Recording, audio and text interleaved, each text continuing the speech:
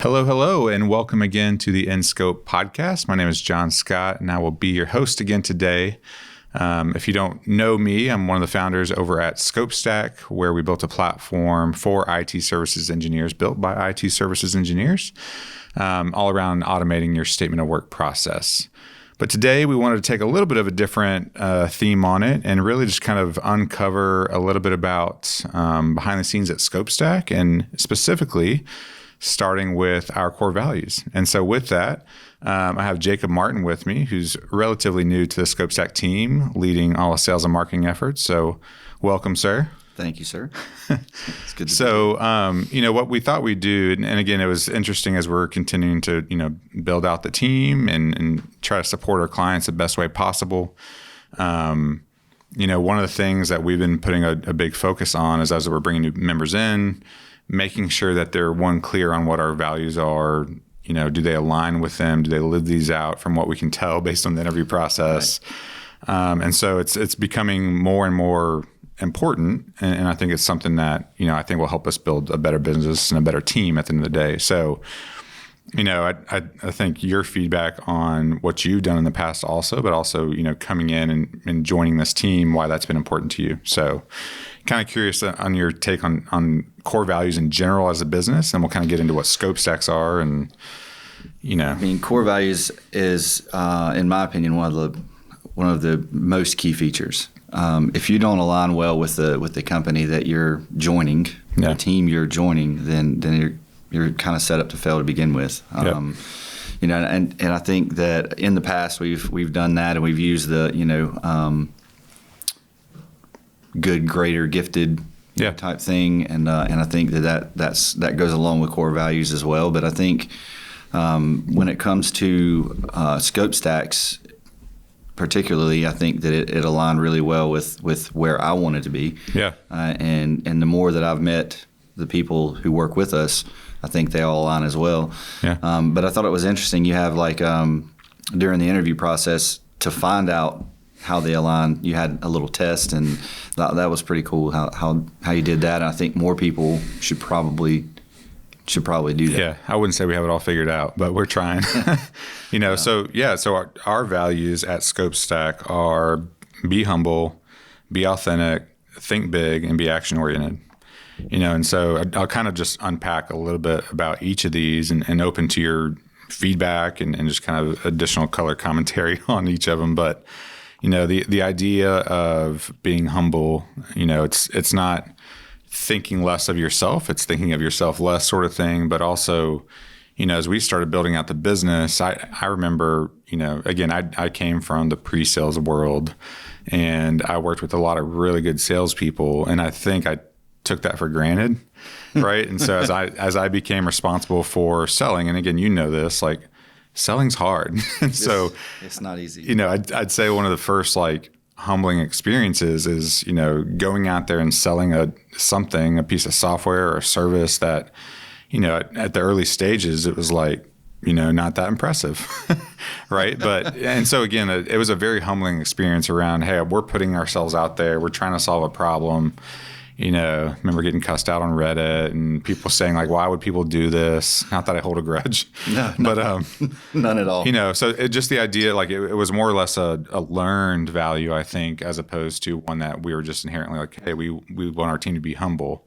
But I think it allowed us to put ourselves in a position where we know we don't know it all, right? And we don't want our team to feel like they are this, or a person on our team to feel like they're the smartest person above everyone else, and so to me that's why it's number one. It's kind of one of those foundational pieces. I think that you have a choice. You can either be humble or be humbled, and it usually only takes a little while when you're starting something new for someone to humble you.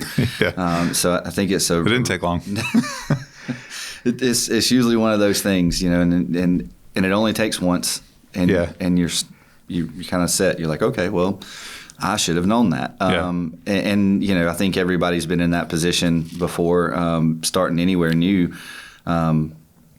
you're gonna not know things. Yeah, and it's and that's okay. Yeah, that's okay. And if you did know everything, then you'd probably be more on the arrogant side, and no one would want to work with you. So I mean, it's a team atmosphere. If you're going to be in a team atmosphere, you have to be humble. You have to know that, you know, John and Jane are working just as hard as you, and maybe they have a better opinion than you do on how to move forward with this. Even if they work for you or junior than you or whatever. That doesn't matter. Right. Yeah, it doesn't matter. Yeah. It's I told you yesterday, one team, one dream, and that's the truth. It doesn't matter what the job role is. It matters more that you work as a team and you're collaborating. Yeah. So I mean, it's been a big one for us from the get-go. The next one around being authentic.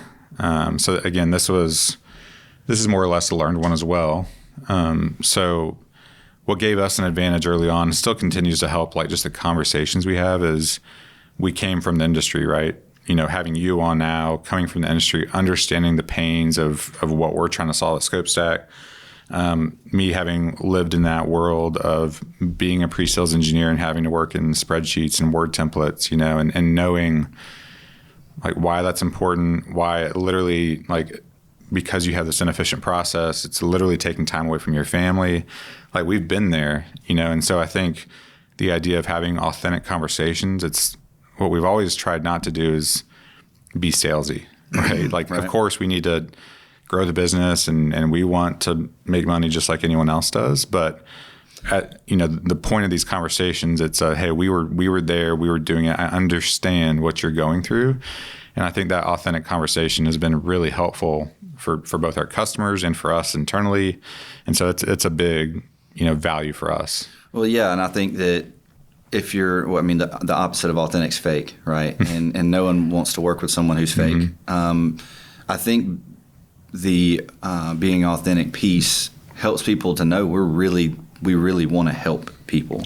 You know, one of my favorite things to do is just find a way to be a help. You know, how to serve others. And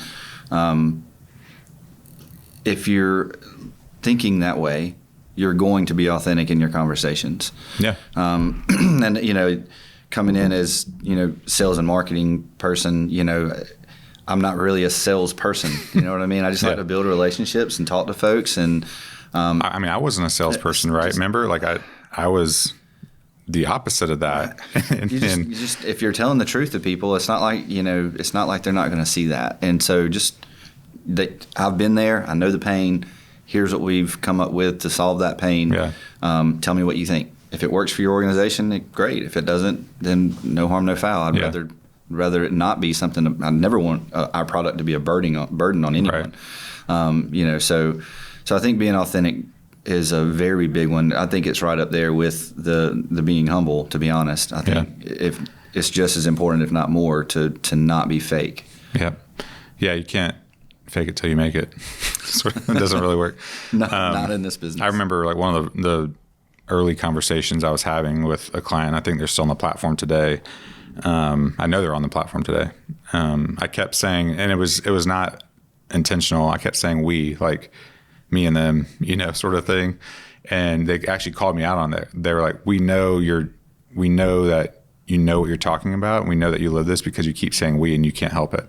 You know, it's like the we mentality of like, we're here to like partner with you and grow with you. And so again, that's part of the conversation that we have with people all the time. So, right. But the point of that, you know, the we part of that is that we're not trying to sell you a product. We're trying to become a business partner with you. Mm-hmm. And that's a difference from a lot of other, you know, software companies. They're trying to sell you their software and walk away. We're trying to sell you their software and help them solve a problem. Well, because for us, it's a two-way street. Our platform is and does what we said it does today.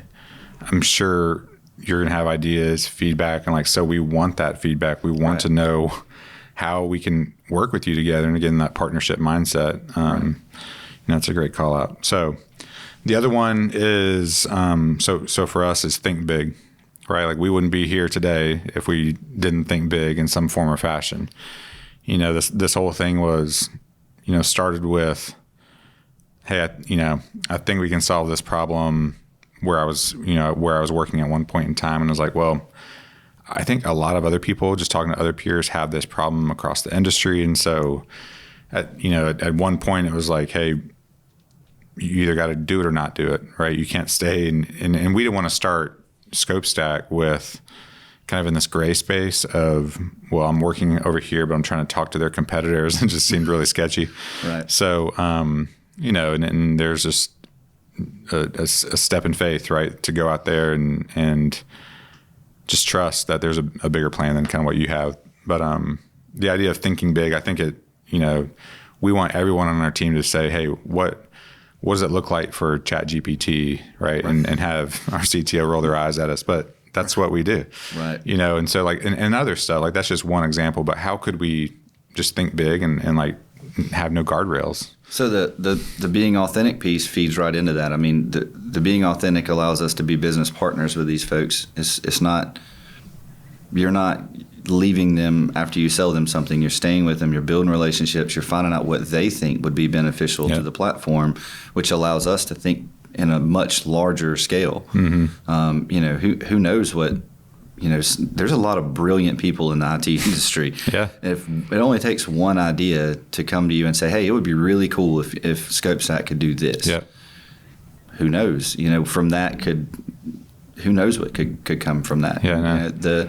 I think around the think big value, I think that it's way bigger than just the people at ScopeStack, I guess is the best way. I'm trying to think of the best way to say that. But there are so many people that are so brilliant in this industry. And if you can just listen to them and see what they think, it allows us to make a much broader scale of ideas. I mean, it may not even be a huge idea that, IT company ABC comes up with, but they might say, hey, what if your product could do this? And the next thing you know, you come back to me and I go back and we're talking to Andy, and next thing you know, there's 5 or 6 different things. Like, what if we did all these things and it made that? Well, I think that's where like our value as a business comes in, and it's really not. I mean, the software is valuable, yes, but where we kind of can do some special stuff is around like distilling all these ideas from all these brilliant people and like putting them into one that is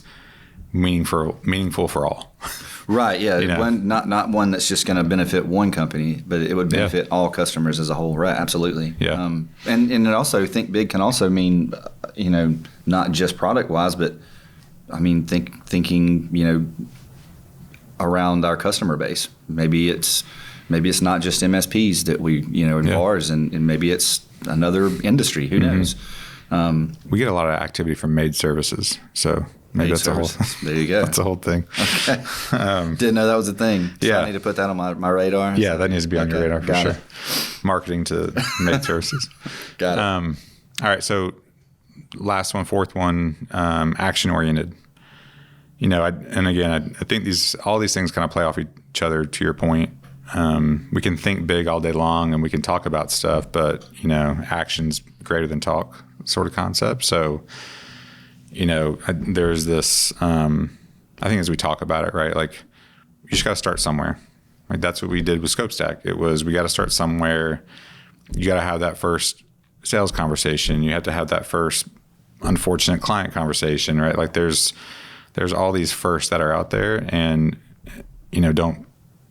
don't freeze trying to get to perfection sort of thing, analysis paralysis, like all that stuff. But like just take that step, like take that first step, towards hopefully you have an end goal, but right, like don't get overwhelmed by the end goal, but just start walking, right? Take that first step. So it doesn't have to be perfect, just perfectly acceptable at first. Is that? Yeah. Don't confuse me with words. Yeah, I had a friend of mine. I don't remember. I really don't remember who it was, but it was recent. And he said that they had a sign in their office that literally said, you just show up. Mm-hmm. Like apparently they had a problem with people not showing up to work, but it said just show up. And I think, that's key to think, that it's the little things that you do first. Yeah. But you're doing them. You're doing something. Right. And like you said, ScopeStack would not even be here if you hadn't taken the initiative to just say, let's just try something. Yeah, like there's got to be a better way. There's got to be a better way, right? And that leads backwards into think big. I mean, just take a step in this direction, see what comes out of it. Yeah. But be action oriented is one of my favorites because of that reason. There's nothing is going to happen if you're not willing to put the first foot forward. Right. I mean, someone has to do something in order to make something happen. And I think you guys have done a great job with that. That's one of the things that I really called on to when I started looking at ScopeStack as an opportunity. Was that you guys you have goals and you want to reach them and you actually take the steps to get there. So I think that one's a big one. Actually, all four are pretty perfect in my opinion. I came from a few different places. Last place I came from was really great. They had a great culture, and it was because their core values aligned with most of the employees there. Yeah. And as we scale, as businesses grow, it makes it harder and harder to find those people because they have these unique qualities, right? These core values instilled in themselves. So if you can't find those, what's the saying? Hire slow. Always hire slow. So if you're hiring slow, you take the time to find these people that have the same values, and it only scales your business in a much better way. Yeah, and I think for us too, it's one thing to have words, right? Be humble, authentic, think big, be action oriented, but each of these has a narrative around it as to like why it's important. So I think the why is equally important as just the word itself, but it has to also be like we start.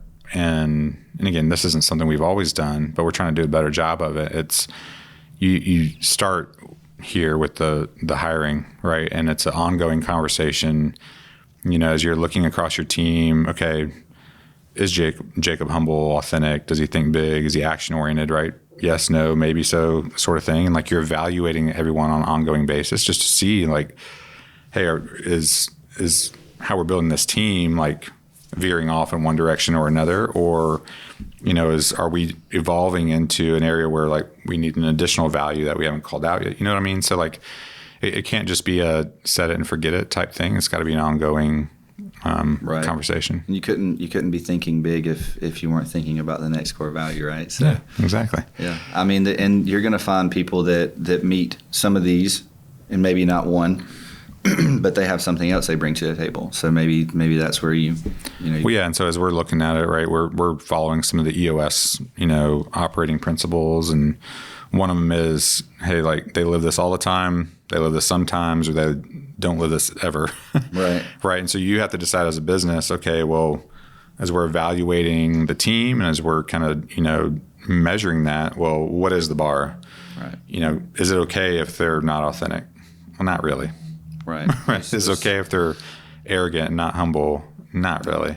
Right. So you have to decide which ones are you willing to think big and action oriented for us, or like there's some movement in that. Like we can still have an effective team if this person doesn't think big all the time. Or maybe that person is more of a visionary and not the person who knows how to take action. Yeah. And that's okay. There are people that's their gift and that's needed. Yeah. That's a whole thing, company, right? Like, shameless plug to Traction. That book, the EOS book, is amazing. Yeah. And it's, it'll change the way that you think about the operating system of your business. And I think that these are much easier to measure after having read that book. Right.